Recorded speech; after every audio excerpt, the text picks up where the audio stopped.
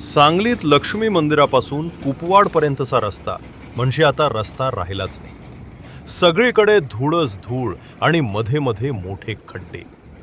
गाडी चालवायची म्हणजे जीव मुठीत धरूनच। दुचाकी स्वार तर रोज पडायची वेळ येते। धुळीमुळं डोळे उघडे ठेवता येत नाहीत, खड्ड्यांमुळं गाड्या उडतात, पाठीचा कणा असा हलतो की माणसाचा जीव नकोसा होतो। शाळेची पोरं, कामावर जाणारे लोक, आजारी माणसं, सगळ्यांचीच परवड चालली आहे। हा रस्ता रोज हजारो लोक वापरतात, पण बघणारा कोणीच नाही। रस्ता सुधारायचा नाही तर किमान धूळ तरी थांबवा। अपघात झाल्यावरच जाग येणार का? प्रशासनानं या रस्त्याकडे तात्काळ लक्ष देणं गरजेचं आहे।